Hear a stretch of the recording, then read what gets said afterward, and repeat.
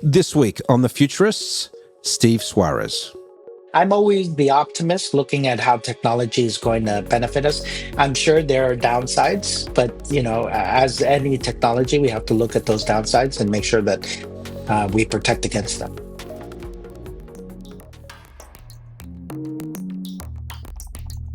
Welcome back to The Futurists. I am, of course, your host, Brett King. We are getting ready for the Futurists X Summit in September 22nd and 23rd. And we're going to be having some of the talent appearing at the event, coming on the show, talking about what they're going to be doing at the summit. And also, we will be talking about some of the current affairs and topics related to disruption of the future. So, we've got half of the world's top 50 ranked futurists coming along to this event, so it promises to be an excellent event. This week we have Steve Suarez joining us. Steve is going to be on the Next Gen Compute Infrastructure panel on the 22nd, the morning of the 22nd.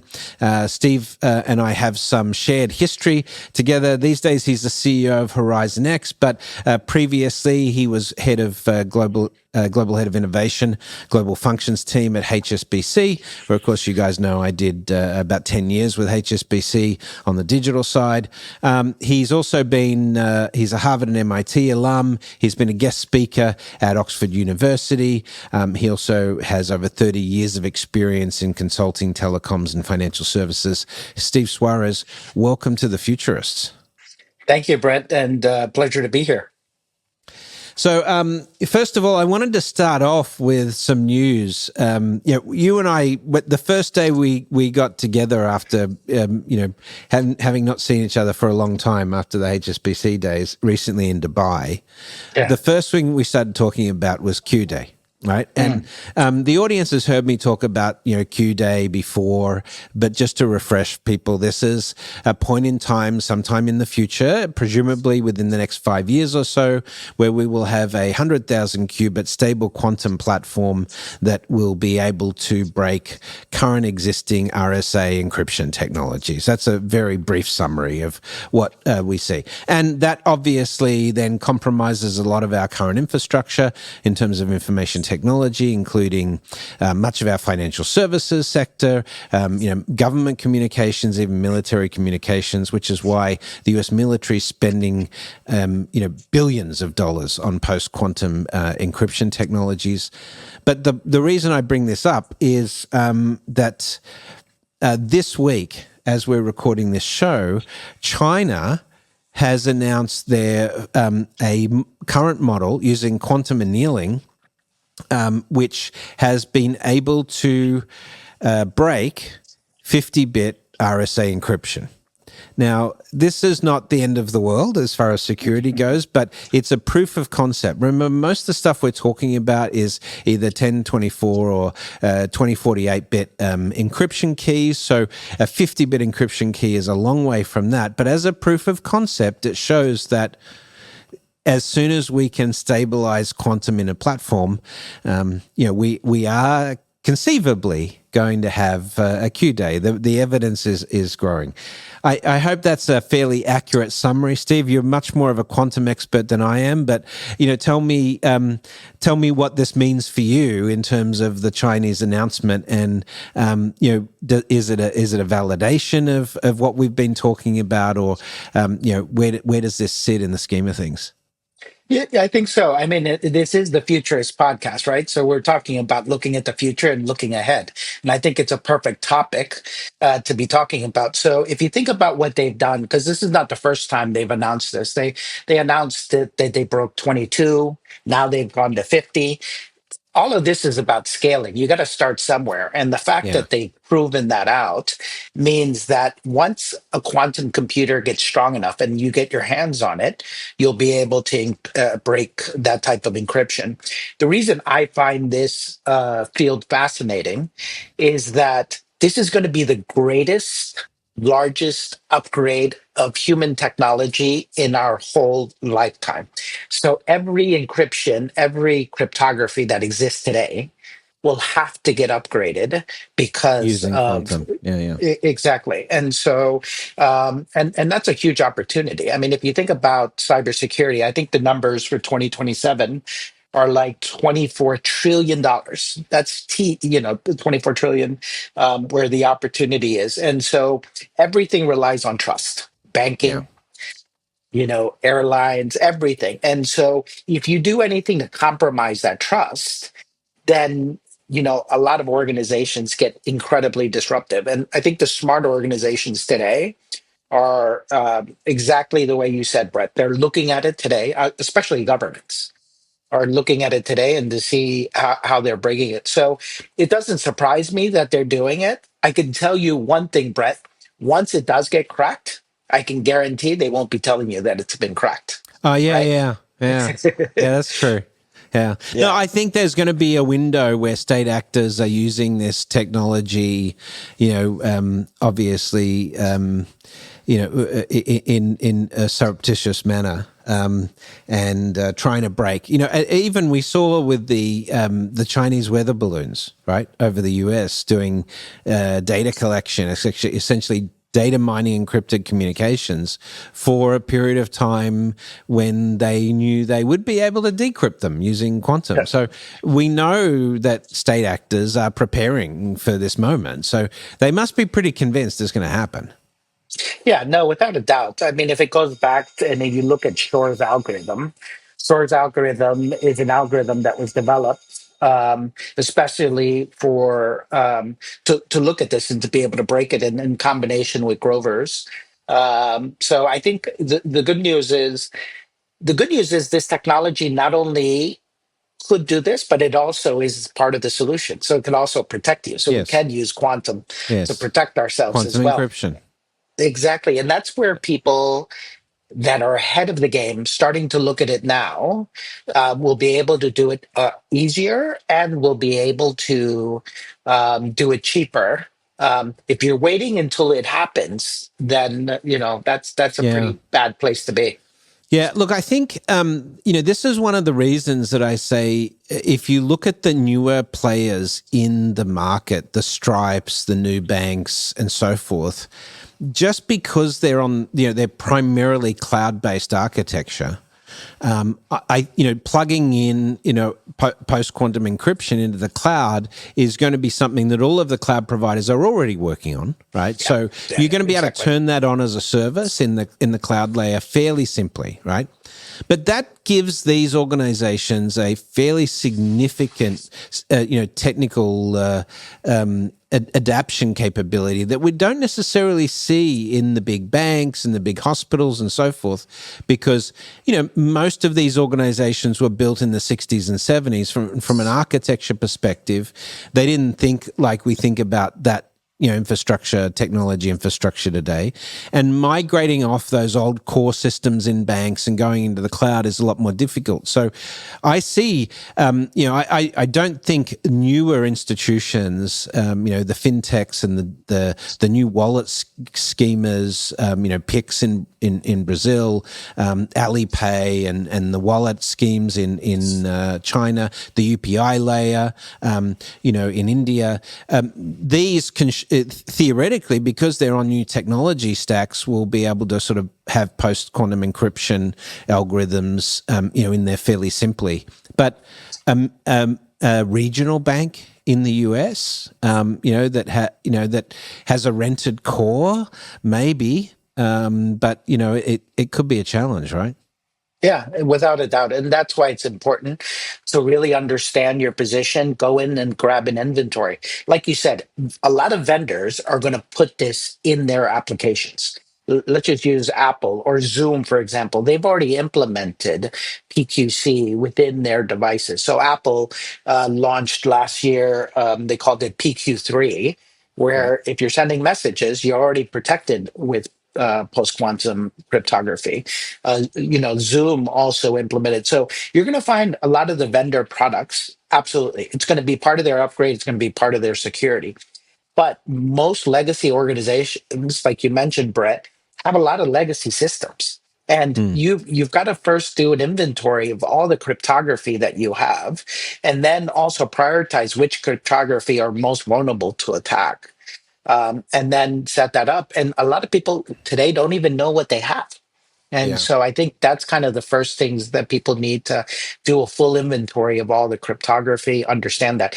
And all that takes time. And so that's Yeah. why some of the things that I consult with customers is, start now, understand the landscape. And the reality is it doesn't have to be expensive. I know you threw in some very big numbers that the government's doing, and justifully, they got to create military grade communications.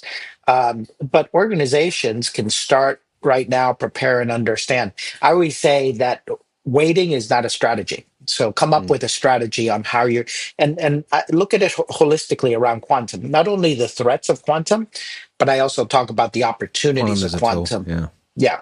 If you're not doing that for both quantum and AI at the moment, you'd have to really ask about that organization strategy, right? Because, it's pretty clear that in both of those cases, we're going to have some fairly significant architectural changes, there's no disadvantage to getting into this space early. It's knowledge. Yeah, exactly. So, tell me a bit more about Horizon X. I Yeah. presume by you talking about this process that a lot of the consulting work you do around quantum innovation is tied up in this sort of more methodical approach to pressure testing or stress testing organizations on this front. I think that's part of it. I mean, so if just to back up a bit, if you know the three horizons of innovation, so Horizon 1 is incremental innovation, Horizon 2 is bringing innovation that exists in the world into your organization, and then Horizon 3 innovation is completely disruptive innovation, stuff that does not exist in the world. And when I first started, Brett, and I left HSBC, I thought, okay, I'm going to call my company Horizon 3 because all I want to focus on Sure. is the disruptive innovation. Disruptive innovation takes a long time, a lot of money, and it's incredibly risky. So who's going to wait 5 years before I can show some value? And so Mm. that's where I came up with Horizon X, where I work and help organizations in all three horizons to really drive innovation. So I'm focusing on strategy. I do innovation strategy, AI strategy. Obviously, a lot of people is main attention on that. But then I also think about that Horizon 3, and I put quantum in that Horizon 3 and work on that to help organizations sit down, write a strategy, understand what the opportunities are, and also what the threats are. But I also educate boards. So as a board member myself, I've got a course at MIT that I'm part of, and I teach the strategy part of quantum computing in that course. This is And at the Media Lab, or no, this is with the MIT X Pro. So it's live okay? out there. It's called Quantum Computing Strategy and Impact. And Okay. so the strategy part, which is kind of the last part of the course, is really around telling organizations how do you prepare yourself, how do you structure it, and I have this concept of quantum vigilance, which is looking at the outside market. Right, you don't have control of this, but what are the players, how well are they developing the hardware, the software, how great are the quality of those qubits getting. So that's the vigilance side. This is something you're looking at the external market. And then the vigilance side, which is what are you doing internally and how are you responding? So what use cases are you trying out? What POCs are you trying out? And how would your company, putting the technology readiness aside, change your business model once this technology gets better? And that intersection between both is where that opportunity lies. So it's Mm. being part of the futurist is understanding where and when should we act and where can we get that Right, the benefit. super And so forecasting. Yeah. exactly. Yeah. You know, let's go back a little bit. We normally like to talk with our guests about their methodology as a futurist. Let's start a little bit differently before we get into methodologies here in Okay. terms of this. But let's talk about your journey as a quantum futurist. Yes. How did, what's your background? How did you, how and when did you diverge into the quantum space, and what was the driver behind that? Well, I was part of the bank for many years. I ran transformation, so I ran a lot of change management type programs. I did it in Europe, and I was with the bank 20 years, and then ran risk compliance and financial crime in the group. And so the reality was, people were like, "How do you innovate within those functions and kind of drive that?" And so part of me was trying to figure out, how do I use that as to drive innovation. And so I did that for many years at the bank, and then I finally started looking at AI and looking at all these emerging technologies to see how it could actually impact the bank, and seeing the bank that's in 64 countries and how big it is. Any type of innovation could have a remarkable impact. And so I got into AI and started looking at how AI was going to benefit. And this was early on. So we were talking to OpenAI very at the beginning. But then a team came to me and talked to me about quantum computing. And then I started understanding it. And I was asked to speak So, on a TV. approximately which year was this?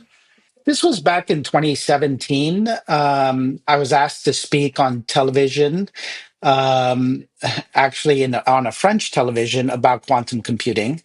And then, I didn't know much about quantum, and my head of quantum was telling me that they didn't want to speak. And so actually they were very nervous. They didn't want to speak in public. And so they asked me, "Hey, Steve, would you mind joining this television thing and talking about quantum?" And I said, "Yeah, absolutely, I'll talk about quantum." And but the thing is, I didn't really understand what quantum was, so I was a bit nervous, and I didn't like being somebody who does something around trying to prove something that I didn't really know about. And so I did this thing. It went really well. But I And mean, it's after, also how you learn, right? yeah. Frankly, I mean, that's how, and also you prepare for those types of interviews. So you're going and doing readings, getting your skills up to speed. You talk about it once, you get better at it. Yeah, it's how it works, bro. I know and how it works, but I'm not like the kind of guy that goes and fakes it till I make it. And so Right. it went really well. And I got interviewed by a lot of the big magazines, a lot of newspapers and stuff like that. And that's when I made the decision to go back to school. And I went back to MIT. I took their 4 courses on quantum computing, educated myself. And as I started educating myself, Brett, I started finding out, wow, this is incredibly powerful. And I started seeing the future potential of this. And kind of like yourself, I'm always thinking not where things are now, but where are they going to be? And how do I line myself so that I'm Mm. ready to take advantage of that? And I Yeah, saw fair quantum enough. computing as one of those technologies to do that. And so I educated myself. And the more I learned, the more I kind of fell in love with it, and saw what it needed to be done. And now I'm fully engaged in it and looking at it from many different perspectives. And even today, people talk about, Steve, you're a quantum expert. I'm still learning. And Yeah, yeah. I don't know that there's Well, many it's a people that can developing call field, themselves. right? Yeah, yeah. Yeah, exactly. Exactly. So, But I mean, yeah, yeah, that's how I uh, got in. cool.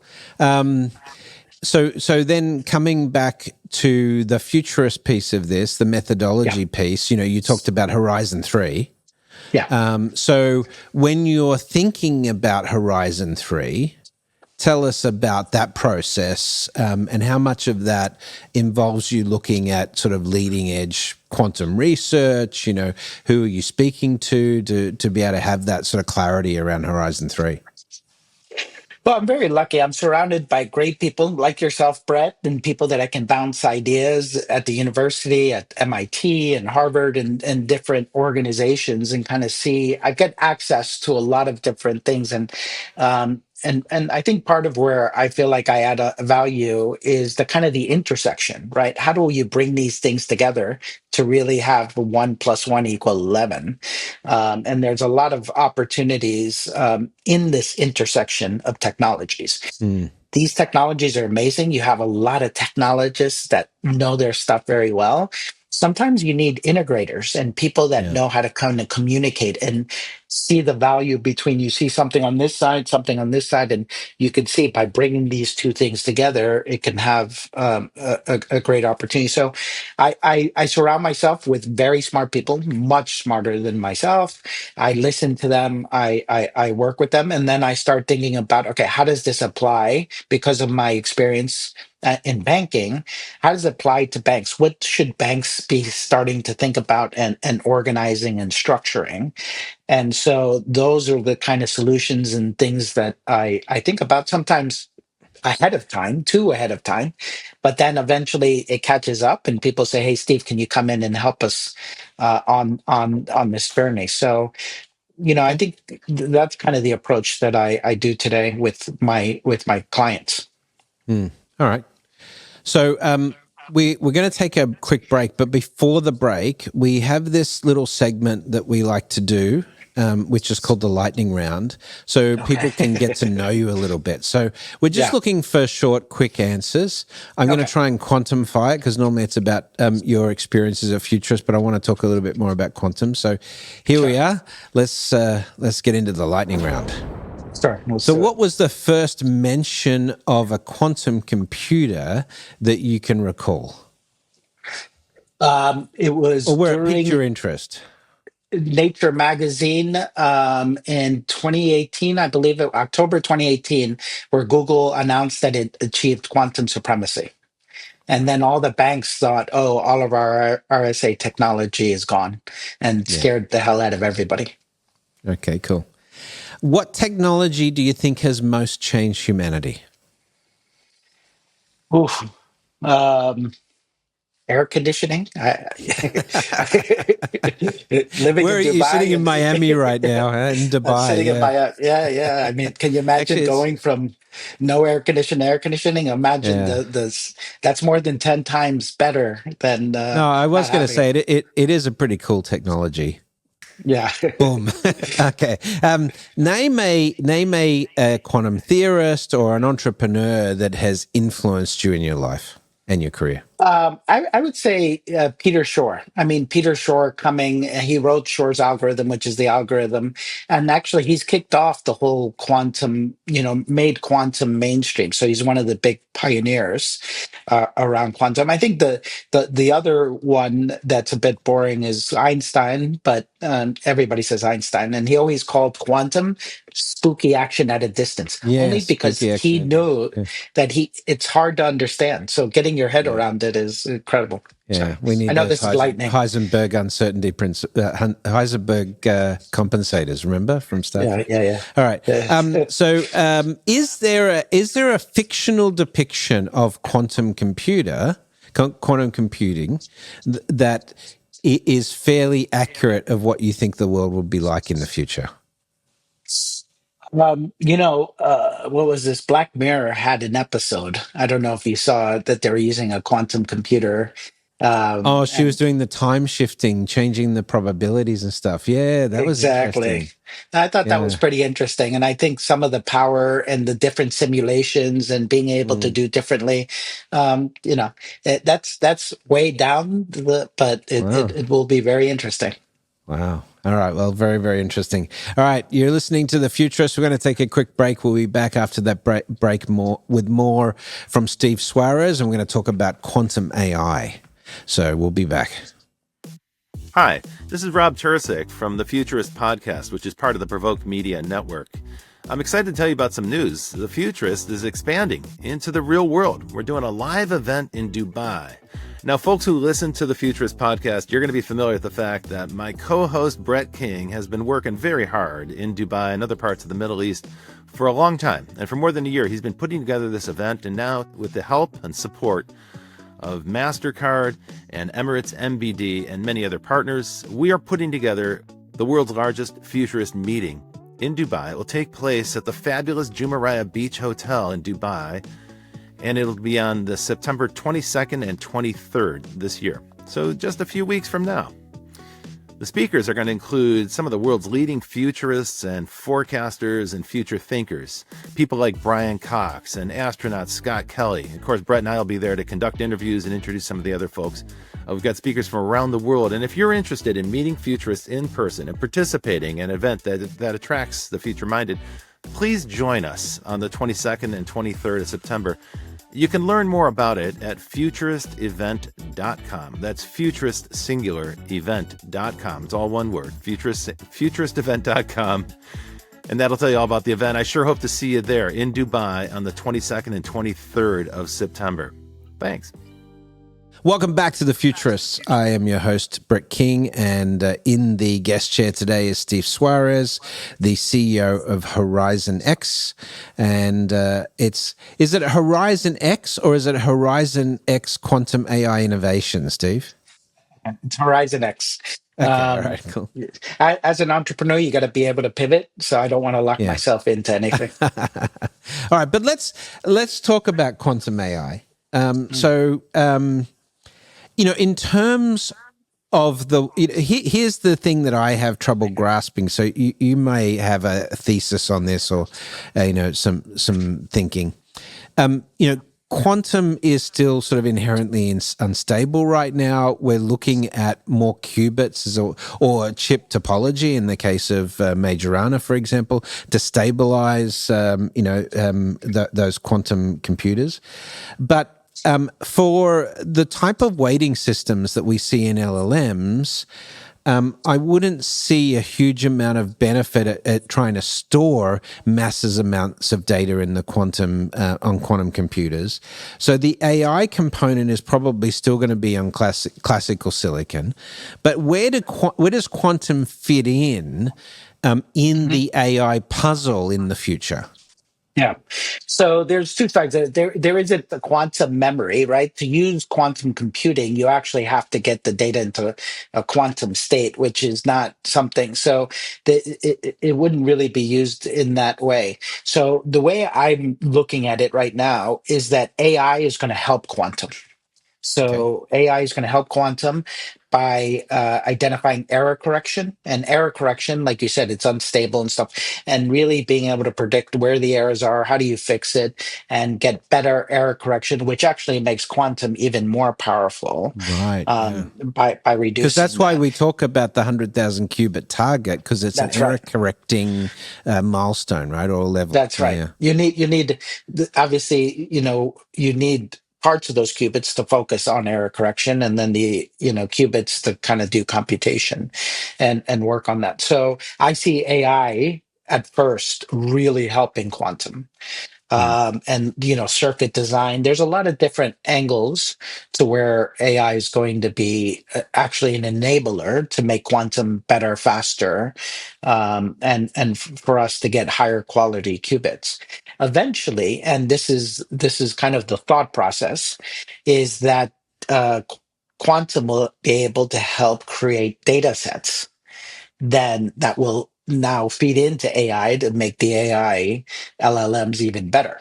That's still yet to be proven, but that's kind of some of the hope and working. So I see both of these two technologies working hand in hand. But at first, it's going to be AI helping quantum. I know people are out there talking about quantum AI.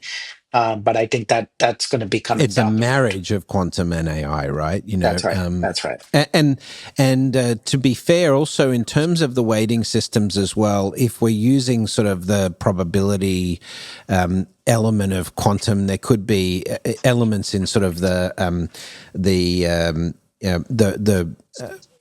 not recursive learning, but that sort of is emerging in the LLMs now. I forget the exact terminology, but so let's get a bit sci-fi, bro. We like to do that on the show. In the second half of the show, we do like to talk a little bit more about what the future of the world is going to be like. So let's do it in a couple of stages. Let's talk about the next 10 years and what quantum is going to bring to the table in terms of the potential for scientific breakthroughs, where it's going to be applied in medicine and so forth, in scientific endeavors. And then after that, we can discuss that, and then let's get a bit more sci-fi. Let's talk about 2050s and things like that, the far future, which is right on the edge of that Horizon 3 stuff you talk about. So, just in the sort of nearer term, in the next 5 to 10 years, as quantum really starts to become usable on a sort of a industrial scale. What's the world going to look like, and what are the major changes you are expecting to come from this? Yeah, I would say the first thing, and it's going to be everybody, it's a stronger communication, more military grade communication, being able to be delivered through quantum key distribution. So truly using quantum technologies to help. And so if you know about quantum, it's a qubit is like in a superposition until it Yep. gets measured.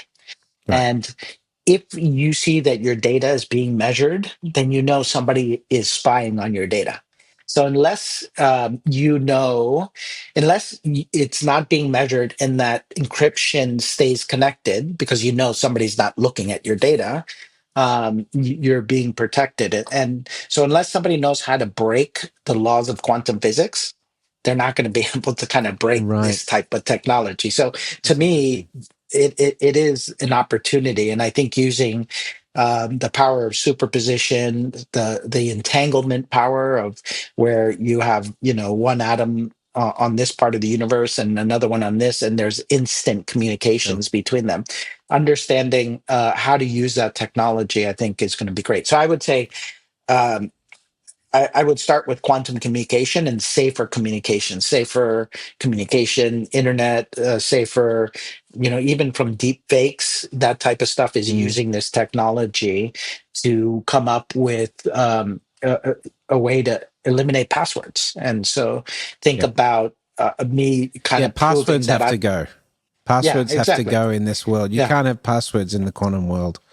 Yeah. So eliminating passwords. I know that people talk about facial recognition and audio authentication, but I don't know if you've seen Sam Altman's last video talking about how AI has, pretty much removed those type of authentications Yeah. because you can easily, with AI, be able to spoof or fake different people. And so I think from a password and protection perspective, I'm seeing it as a good actor in all of this. Is how we're going to use it to help protect people's data, and as we're becoming more and more digital, use that on that side. Mm. I would say in energy. I don't know if you know this, Brett, but right now we spend about 1.2% or even more of the world's energy to create ammonia. Right. And people are like, well, why do you create ammonia? Well, ammonia creates fertilizer, fertilizer creates food. And the only reason we spend so much energy in this world to do that is because we don't know how nature simulates that process.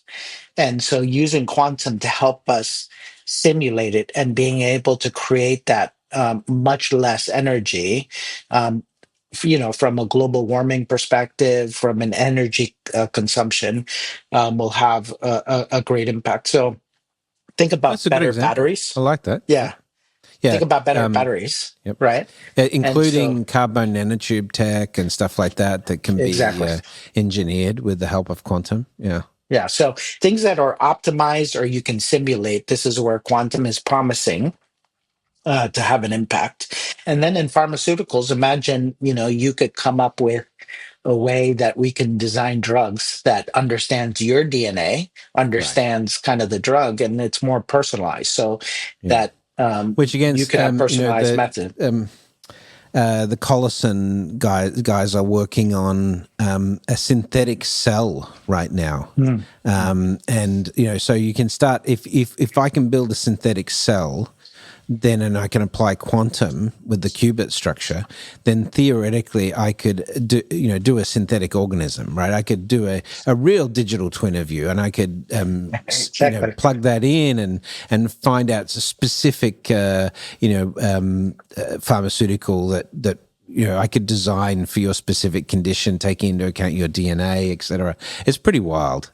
Pretty wild to Is think and about it. and I think it's important to understand that our it's our creativity that's going to know how to use this technology. So there are things that we can't even conceive of today Mm. that this technology will help us have an impact. So to me, I'm excited. I'm always the optimist, looking at how technology is going to benefit us.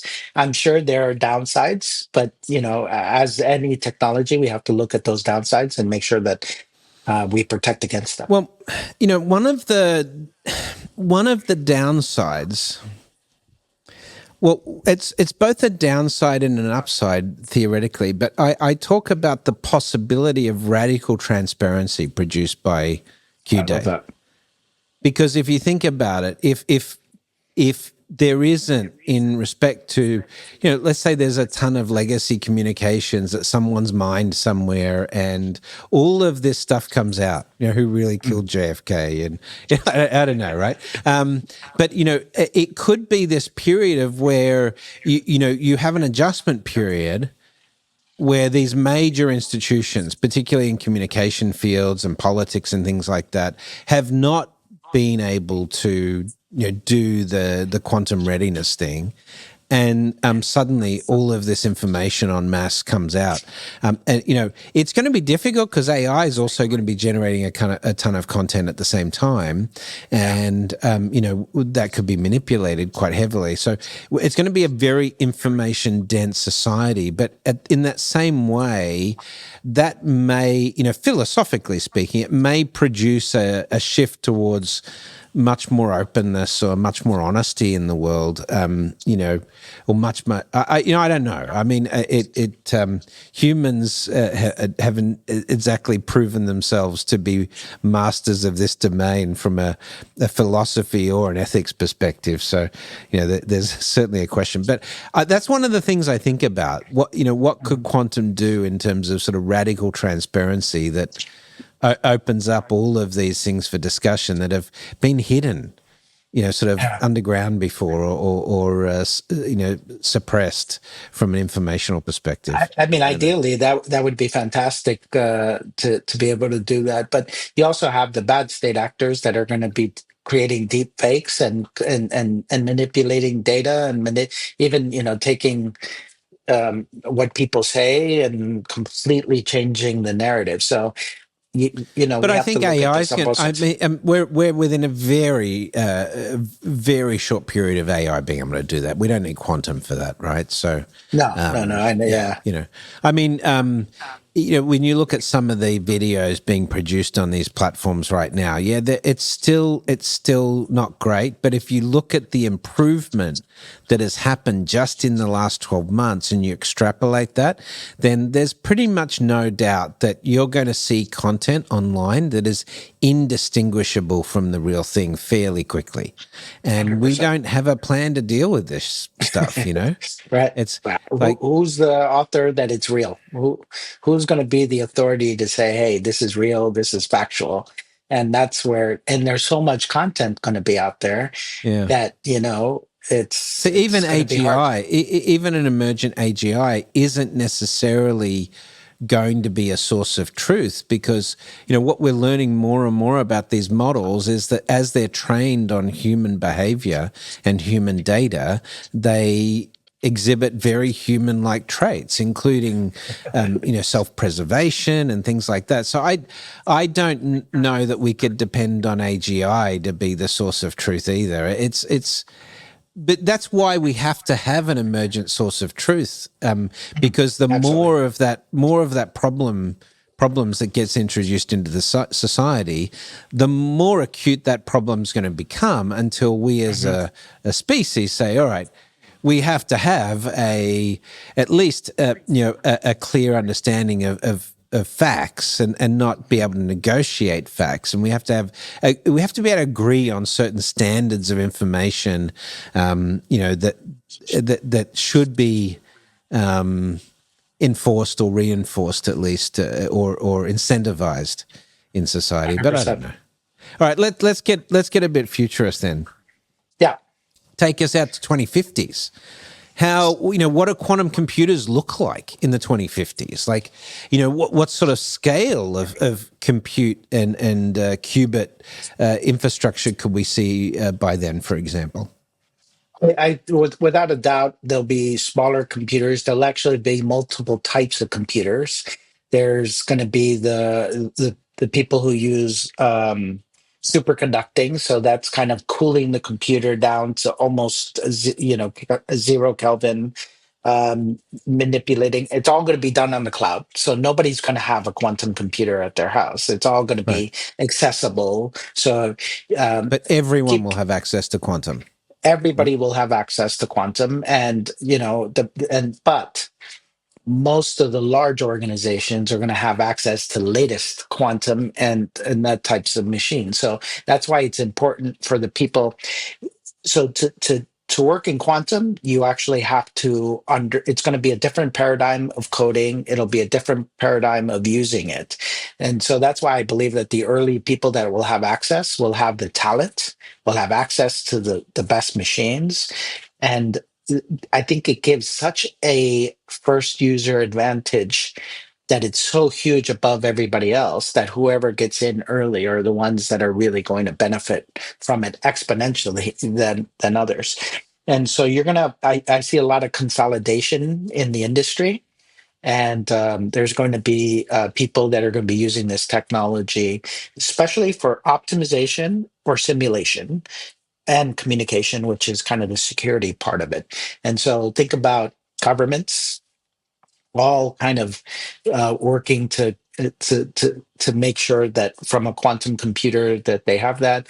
It's going to be helping us get into space, doing type of space mining and space computing, and even computing from space. And delivering energy. And I think part of it is, how do you transport energy through things like lasers and stuff like that, and this way you can power. I think it's going to open the technologies to be able to give us a lot of different things that we can't just imagine today.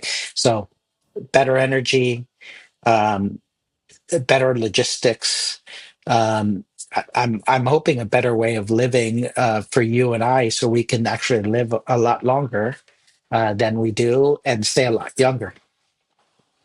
Well, the whole longevity thing's an obvious area for development on the quantum side, but it's going to be a game changer. The